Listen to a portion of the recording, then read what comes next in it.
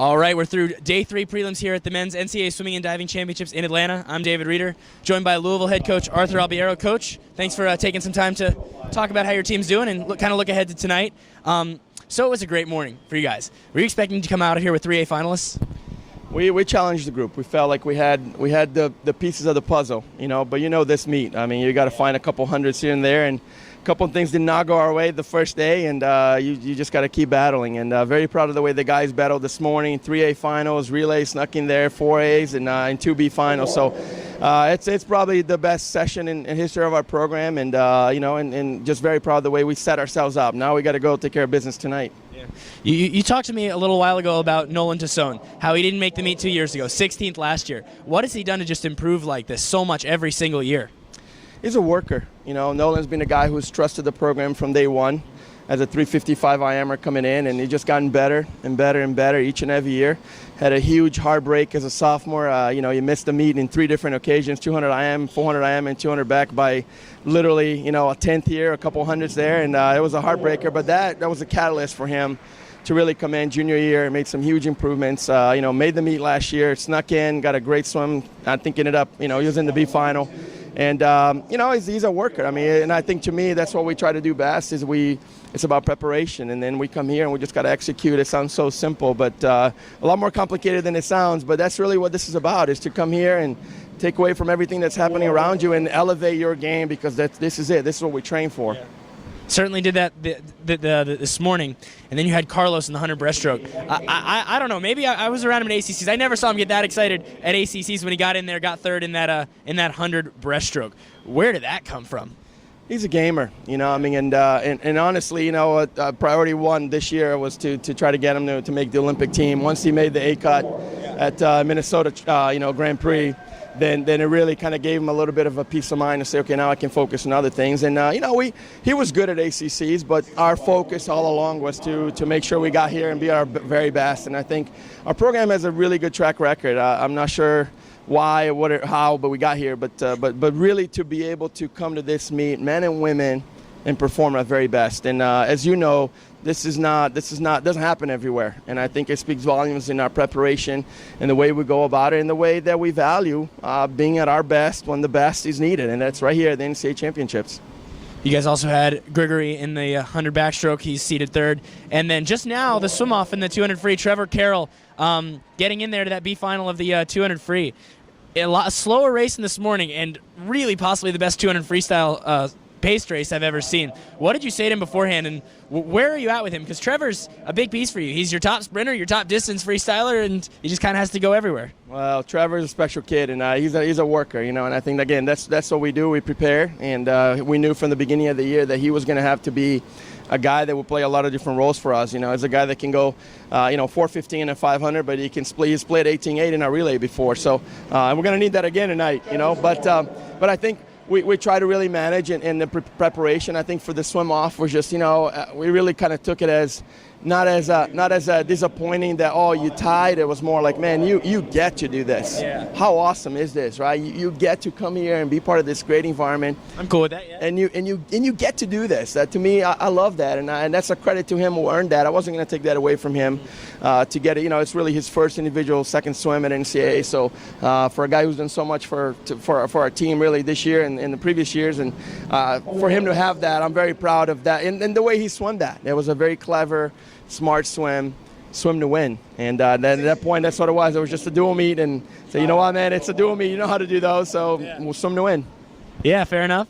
Let's talk about that team race a little bit. You guys right there in the hunt for the top 10. A lot of SEC schools right there. Tennessee, Missouri. Are you guys keeping an eye on what some of these other schools are doing, or is it just sort of do our own thing? We'll see where we end up, or is top 10 really in the front of your mind? It is. It's one of our team goals this year, and I think if we, all we can do is all we can do, right? So I think referring back to the women's meet last week, I mean, we had the best we've ever had. We scored more points than we've ever had.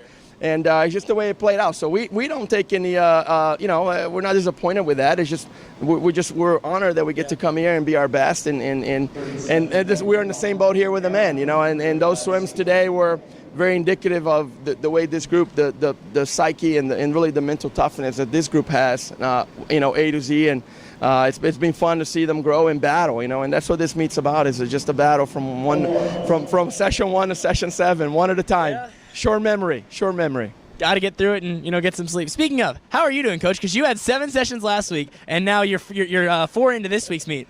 How are you holding up through all this? We'll sleep next week. We'll figure it out. I mean, it's but it's awesome. I mean, I feel so honored and blessed to be here and to be part of, this special opportunity that we really have in the way our program's come so far. And I think it's taken us a while. This is my 13th year, but to hear from a lot of our peers here and a number of coaches, older coaches that I really respect, really made a point to seek us out yesterday to say, wow, you guys have built this so especially, and it's solid and with good people, and people have improved. I mean, and yes, our guys are performing at a high level, but a lot of them were not superstars.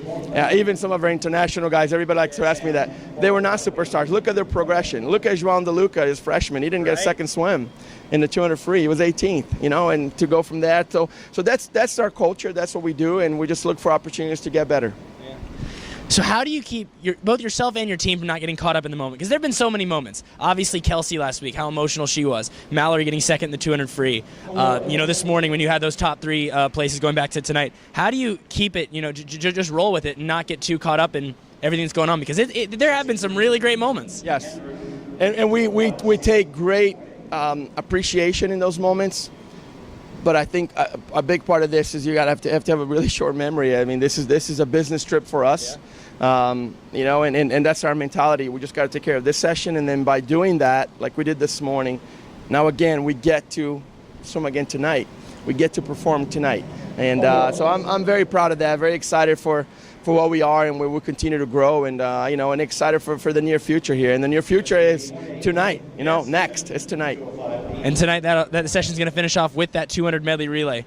Handicap that race for us a little bit. Well, what should we expect? What do you think's the ceiling for your guys, and where are going to be their strengths and weaknesses compared to the rest of the field? Well, I think there's some teams that will be very tough to beat. I mean, you got incredible speed, and you saw in some of those splits. You got a guy like Ryan Murphy who is rewriting the record books in backstroke, and what's a good backstroke lag. I mean, that's what he's done, and then schooling, and the way he swam those flight legs. So I think we're honored and glad to just be in the conversation. We're going to be on the outside lane, and in this pool, I kind of like that. Especially some of our guys might be a little bit on the smaller size. You got a lot of washing here with the flat walls, and so we swam a great race this morning. But even Trevor was 19.5, and that's for a guy who's been 18.8.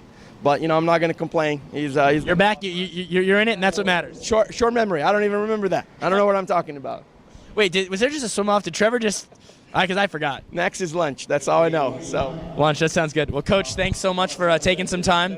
It's been a lot of fun to watch you guys. Both last week at the women's meet and now here this morning. Good luck tonight, and I'm sure we'll be catching up soon enough. Thank you. Appreciate it. Thanks for the opportunity. Yep. So we're going to go through and preview tonight's finals race. It's going to be an exciting night of finals, 5 individual events and the 200 medley relay. I'm here with Mike Stott from Swimming World, who's been helping us out with interviews all weekend. Mike, always good, always a pleasure. David, my pleasure. Let's talk about the 400 IM. Top seed is Josh Pernot, ahead of Jay Litherland. I've seen all 3 Litherlands today, and I can never tell them apart. Andrew Selskar, then Litherland, and then Will Lacone. What did you see last night from Pernot and Lacone that is giving you a hint towards what to expect tonight? I was really impressed with Pernot. He's got wonderful breaststrokes, and he's such a competitor. But I'll tell you what, I like Lacone here. I just think he's got stones of steel, and I just think I think with the role that Texas is on, that he's the man. And if he doesn't finish first, Pernod will. And I don't know if you saw Seliscar's pullouts today on this breaststroke, but they were absolutely amazing. The Cal swimmers had breaststroke turns and pullouts that should be the envy of everybody in the aquatic world. It's going to be a tremendous race. Yeah, no question. I think Cal's doing about everything well this weekend. They're definitely making their move up the score sheet, looking good for second place right now. Lacone's sort of been playing with fire. He was behind the entire race in the 200 IM last night. This morning, he was kind of backing down in his heat and then kind of finally sprinted at the end. You think that's just his strategy, or you think it's just the confidence that I'm going to beat you because he did last year? The last 2 years where I've watched him, he just seems to have an energy and a competitiveness about him that seems to come out in this meet. And I just think he's a racer. And with everything that Eddie and the team have put into their training this year, I think he's going to be there at the end. Yeah, it's crazy. They don't swim fast in the year, but they don't need to. We're going to move on to what should be another big race for Texas, the 100 fly. Joe Schooling, wow, did he look good on that relay last night with a 43 low split. But right there is Caleb Dressel. Bad in the relay today either. Yeah, he's something else. He's not a big guy, but man, he can swim some butterfly. He's got great turns and wonderful technique. Coming off that third wall today in the fly, I just thought he was extraordinary. Yeah. You think Dressel or his teammate Jack Conger has any shot? What impressed me about Dressel in this got me to thinking about what a complete swimmer he is. It's easy to think of him as a sprint freestyler, non-parallel, but he's swum breaststroke on their medley relays. He's out of necessity. He's a very, very good flyer. Witness his second place qualification, and I just think he's good. I think Schooling's going to win. The one thing I notice is that Texas has 4 guys in the top 16, not 6 in the finals like last year. I think they're going to be okay though. They're sitting nice and pretty in the team race. But that's right. It was last year. I think everyone's collective draw sort of dropped when that happened, and this year it's almost a letdown. But they still did pretty well. 2 up, 2 down is nothing to sneeze at in that one. But definitely should be some big points for Texas there. We move on to the 200 freestyle. Matthias Koski was 25th in the 500 yesterday, and he's first. Crazy things happen in swimming, I suppose, Mike. Koski looks like he's having a resurgent year. He was really good 2 years ago, and last year was an off year for him. Except in the mile. But he's he's coming back. I like Haas. I just think I've watched him over the years. He grew up in Richmond, where I'm from, and I think again he'll be there at the end. I think if Dorigo had a chance to swim the 500 again, he might have dropped time, but I don't think he'd beat Haas. It's going to be a fun race. It will be, and you got to watch out for Reed Malone. He's in lane 8, a member of the World Championship team last year. Simonis Billis will be in lane 6 tonight. He's got the front end speed more than anyone else. But Haas, man, what he's been. When I saw the 130 split, I honestly thought I was going to puke for a few minutes. I don't know how you were feeling, but the fact that someone can go a 130 and their best time is a 133.1, and obviously it's not anymore, but it could be even faster tonight. The big question, I think, is does he have a shot at the pool record, which is also the fastest time ever, that 131.2 from Simon Burnett a decade ago? I asked Eddie what he thought about that 130.52 after he swam it. I said, where did that come from? And he said, essentially, I have no idea. He did say, though, that Haas's training has really benefited from the presence of Clark Smith. And he said that he can't beat Clark in practice, but he is relentless in his pursuit of him. And I think that will reward him tonight. Yeah, I agree. I think he'll win his second title. Interesting what's going on with Clark Smith. Didn't even swim the 200 this morning. We'll see what's going on with him as we get further down the line this meet. Eddie seemed to think that he did not sleep well on Wednesday night. He was having some championship meet jitters, and the jury's probably still out on him. What a talent, though. Yeah, for sure. For sure. He's valuable. Still has the top time of the season in the 500. And a shame that he's, not at his best at the biggest meet. 100 breaststroke, fairly wide open. Mike, you want to pronounce the name of the guy who's the first seed? Well, I lived in Germany for a while, so I'm going to give it Schwingenschlagel. Fabian Schwingenschlagel. I think it's something like that. Very tough name. He was a 51.3 this morning. Peter Stevens of Tennessee, second in a 51.6. Carlos Clavery from Louisville. The Louisville Cardinals came to swim this morning. Carlos Clavery dropped about 6/10 of his best time, a 51.8. But really a wide open field. So many graduations from last year's field, including obviously some guy named Kevin Cordes. Your thoughts on this one? I'm rooting for Missouri on this one. Fabian had a interesting time transferring from the Western Kentucky with the problems that they had over there.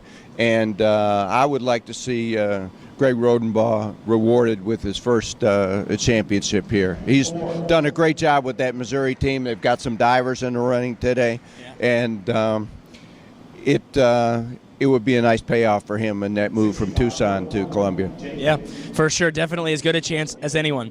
And then the last individual event will be the 100 backstroke. I think that we're going to agree on who the favorite in this event is.